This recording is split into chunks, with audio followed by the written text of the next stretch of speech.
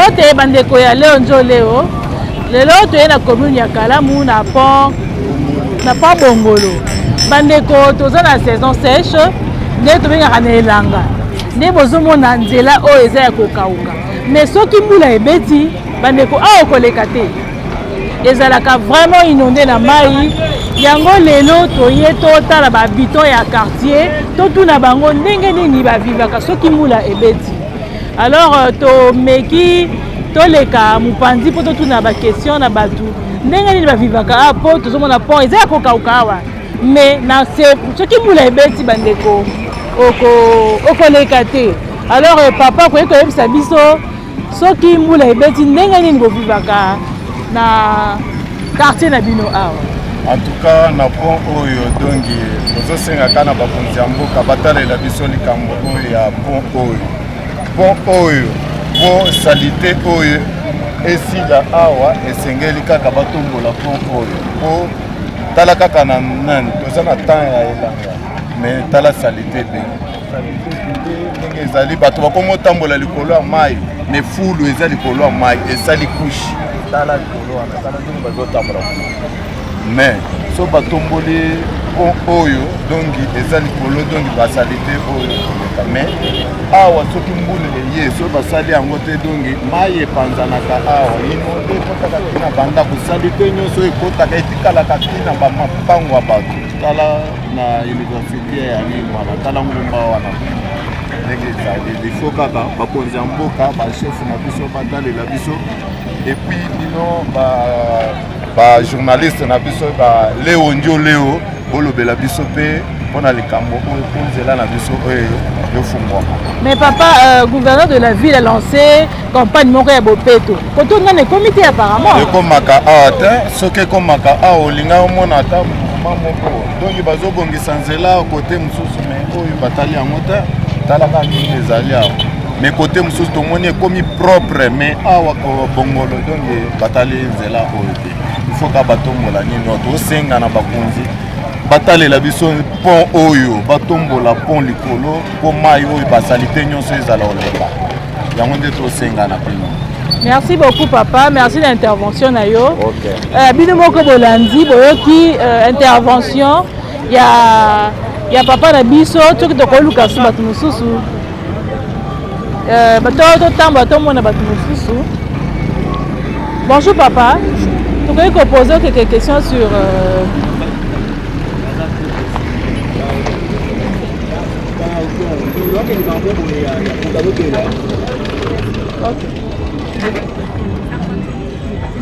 bandeko bino bozomona to papa okoki tokoki kotuna mokuna moko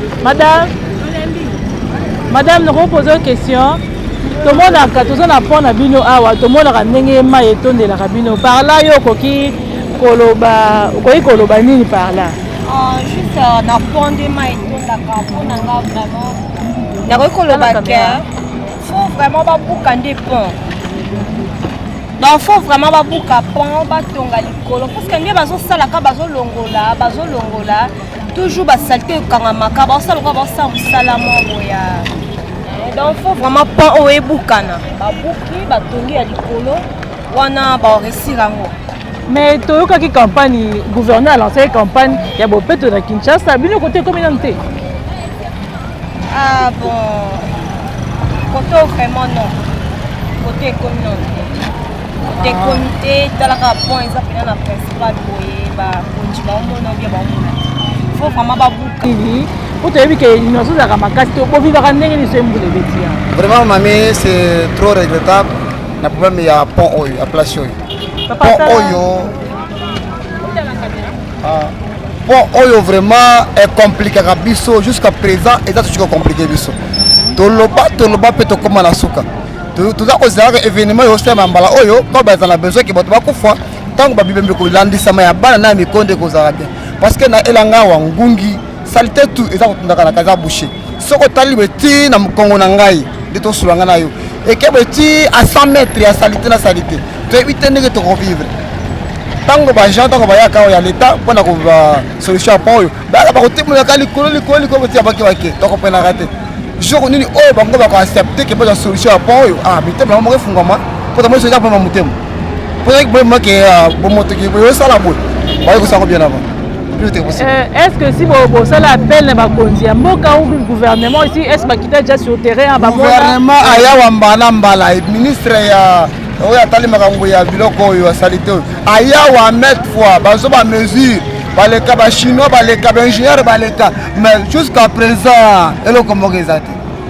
Est-ce que vous avez habitant à quartier et si vous avez suivi que nous avons organisé groupe de personnes que trouver l'autorité pour la solution là oui bah on a quatre quartier na biso depuis Bongoloti kokitine na Sukakuna tio matina kati kauka ba se mobiliser ba sangana ba katine porteur de ville ba le cas par-ci par là ba kana ba OVD ba ya ba koma amami on a ko bisayo et l'autre solution moko ezati.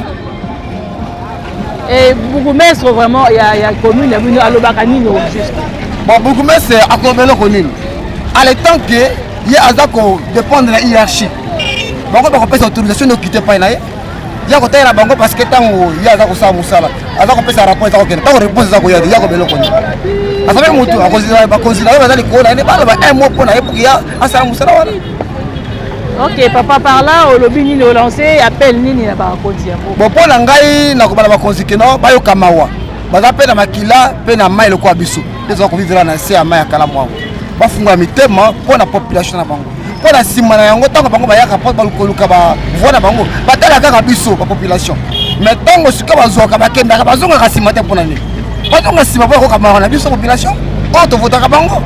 To vota bango ba sa la biso. To vota ba sa la terre na bango privé. Bon, nakoyi koloba que bourgmestre bino ya commune o alobaka nini. Est-ce que si vous si vous se sensibilisez bino ba jeunes ya quartier tout le monde ba quartier mususu que tout se sensibiliser tout le monde na bourgmestre comme solution zo ya rapide. Et si vous sala yango pour 10 ans yango pont oyo bat balela kaka et on dit nous si vous sala. Oui, il y a des délégations, il y a eu un rassemblement bateau et mona bango. Bakenda basolola mais jusqu'à présent tout le monde n'a même pas une solution. Ba ya kana bango de fois ba ye ba ko sala ma ba entretien ba longoli mais ba entretien ba sala kana permettre vraiment que propriété ba ko démérer vraiment na o etali sika na biso commune na biso. En tout cas biso to salaka mais nangama ba conserver oyo ba salaka ils a vraiment o esengeli ba vraiment ko ba ko sala pour propriété bakozonga na osika soki ke bakozana na bonne volonté tozosenga na bango cette fois-ci biso population tokolemba te tozali kosenga na bango cette fois-ci baya avec ba mesure bien batonga bien babongisa eza te ke balongoli kaka bamatiti te mais basala vraiment popon ils ont mérité boete ba soit kobuka kotonga pa musu ou soit kosala ba terrasse po mai bakoko canaliser na ba terrasse ke petit kuna koto pe basali ba terrasse poye bakokene bien pone bazo longola kaka ba salité poye pe bazo longola bazo boire pete ba longoli kaka ba tie boy tangu mbule kobete ezongo nongo susu boy. En tout cas wana vraiment les propriétés ezali ko permettre vraiment te na wesika ye bako demeurer pendant long moment la propriété et pona ngana ko senga na bango lisusu ke voyez o misale ezate ba fulo pe soki kaka bazui ba jeune ba sensibiliser ba jeunes avec une motivation par mois et plutôt chaque fin de mois au komona ke ba salito ekosila nango o misala ezate c'est aussi une création ya misala oyo ko toucher bango pe ko zwata ba jeunes ko recruter ba jeunes ba sala ka propriété mais ba dans compte à l'état chaque fin de mois ba futaka bango. En tout cas nandimi susteke malasima boko zonga la micro peut-être pour na makamu sus mais pour na salité nandimi vraiment.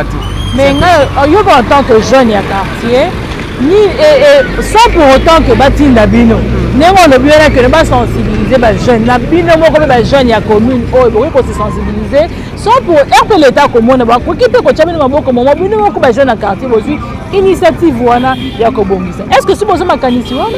Oui, salama ya plusieurs fois salama voyez balobi ke libumwanzala le temps mutaka ne ko luka ya ko kangama boy c'est un peu passe et salama des fois mais toza batu et comme na ba niveau moko kolemba mais ceux qui pena ba recruter pena batu ke batu wana pena ke musala na bango ezaka ka juste pour na salubrité ke lelo boko travailler na zone yo mama na limité na moni salité to bana luka ngonde to ko luka mabende o mona mitrai to luka mitrai de bon na luka ka salita ozomona donc gouvernement président Félix tozo kosenga na yo biso yo base o base votaki yo base bango yo soko kotika base efandaka na bacondition ekozala bien te tala pe base tala pe population na yo esengwa population nde lokumu na yo soki ville no eza salite ata bino botamboli baministre na baplace ndenge na ndenge mais d'abord référence eza mboka na yo pe place population no efandi nde fierité na yo donc yango toza kosenga na bino ensemble na bino kuna bakonzi boye bakobongisela biso esika oyo ça va vraiment merci. Merci beaucoup papa. Bonjour hein. Namoni oza motocycliste babengaka wewa okoyebisa biso toza période ya elanga tomoni mais tomoni mpo eza ya kokauka mais toyebi ke na période ya mbula ezalaka vraiment inondé sikoyebisa biso bosalaka ndenge nini vraiment soki mbula ebeti bosansortaka ndenge nini. Merci maman pour la parole. Nasepeli makasi lokola boye susu kotala biso condition to vivre na nzela oyo eza nzela moko ekotaka mbongo mituka ebele lekaka Pascal bazoleka kaka kingasani baoleka kaka asoki mbula ebeti nzela ezalaka te tosufaka mpona koleka mpe plisi bapusu nde koma kosala mbongo omona mai bapusu bato baomata ekola pusu ya bino bato ya moto mwa boleka eza te ava boleka fo bozela mai ekita mpe korumela mpo ekita eyesa biso mpasi na mosala yango tosengi na monsieur le président de la République démocratique du Congo monsieur Félix asunga biso na banzela oyo atombola pont abuka asala biso po tozala à l'aise tosala mbongo bete parce que nelanga après kambi tokota na mbula po ba jeune nga obongisela biso po tozala à l'aise tozala kimia po soki otovota qui était que mokonzi biso ye passa la po biso to sepela nzelo so babongisi biso tozala malamu po nzelo soki mbula ebeti amoolekisa te mai ekomaka ti likolo bato ebeba kokufa mpe bezoleka koto ezoyebana te yango esenga monsieur le président de la République démocratique du Congo Félix Wamulumba ayeba ndenge nini akobongisa biso nzelo tovotaki etake président ye pa sepelisa biso na nzela ya bongolo ekotaka mbongo bato ebebaleka koto me tosufwaka bamai ekotaka ntina bandako na bamapangu tomonaka mpasi yango esengi monsieur le président beba ndenge babongisa biso koto mpo tozala na kimia ombula kalami te tozokota mpo soki mbula ebeti ya moyen osala eza te kosala ekoma na mpasi mbongo okoma na mpasi. Bon, okokoyesa biso en bref ndenge bovivaka boye na basolo oyo nini vraiment ekomelaka bino souvent koto bamaladi ezalaka ebele microbe ezali malaria ezali foide ezali basolo ebelebele mpe bahôpital koto baosala mbongo bamai ozokota ntina kati ya bandako bana bazobotama solo moyen eza te mpo nini mai ozotinda solo bazobwaka badushe batio na bango eza na kalamu batoilette ya bango eza na kalamu au moyen ovivre eza te ngungi azoya bamaladi ebelebele microbe mpe malaria bakifoide mambo ebele fale nzelo mpe bakobongisa mpo tozala malamu mpo tozobela ebele tro mpo nini solo ya mai ozokota nayo ata nde totema bino bozoka solo ndenge ezokota mpo esa mokonzi président de la République démocratique Félix Tshisekedi ayeba ndenge nini akobongisa biso nzelo mpo tozala kima mpo tozobela tozodepase bambongo ebelebele tozomona biso oza baresponsable déjà toza basi na bandako naza papa ya 4 bana maintenant nazoluka mpona bana biso bandako eza pembeni bandako solo moya kutu eza te bana bazobela mpo nini maladi bamisu baolongwalongwa koto baozwa bandako mosika mpona kalamu babibembe soleka koto oyo bamaladi ebelebele yango teke monsieur le président de la république ayeba ndenge na obongisa biso nzilo mpo tozala kimia.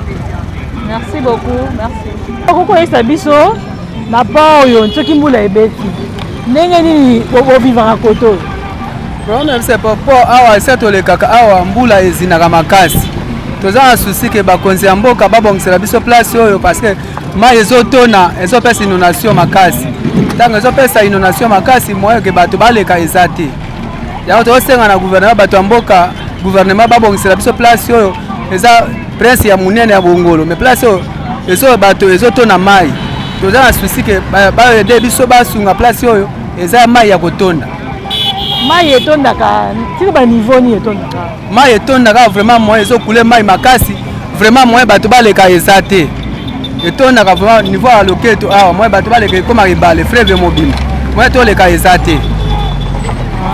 Merci beaucoup papa pour l'interview. Merci bandeko ya leo njo leo bino moko bauti kolanda bauti koyoka ndenge nini bahabitant ya coin oyo bauti kointervenir eza vraiment pasi eza vraiment mawa toza la saison sèche nde bomoni bato bazoleka calmement librement mais la saison ya mbula nde tobengaka awa ezalaka inondé. Alors population ya coin oyo baleli basengi na baautorité bino baautorité bomeka mpe kotalela bango mpo tozomona bope toyosalama kaka na bacoin mosusu eza déjà propre bazotia kaka propreté sur na place oyo eza propre mais place oyo ke non eza ya kobe bazokipe yango te bahabitant ya coin baleli vraiment sur pont oyo ya bongolo. En tout cas baréclamation eza ebele bato bayaka bazwaka bamesure mais jusque là intervention moko ezalaka te nde bato bazovivre likolo ya salite bazoloba bamaladi ndenge na ndenge bangungi bamaladi yani basolo donc soki nde toza solo ya ndenge na ndenge ezali awa. Alors tosengi na baautorité bayoka bameka mpe koyoka bango bameka mpe kotala ka ya pont oyo. Alors mpona lelo nazalaki ngai moko te naza na équipe technique mpe eza nsima na ngai Bijou Maïkani nazalaki na présentation napesi merci na cordon na ngai Odan Boulamba mpe na Rebecca Bilendo na caméraman na biso aza na nsima ye aza na nsima kuna donc napesi bamerci ebele. Alors abonnez-vous na Léo Njo Léo et vous ne serez jamais déçus et bye à la prochaine.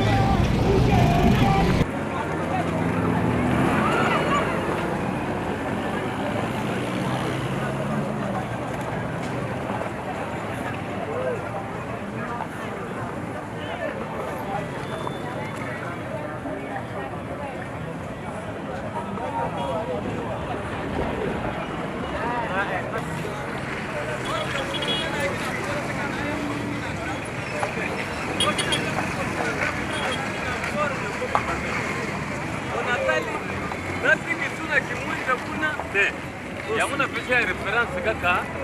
Hein?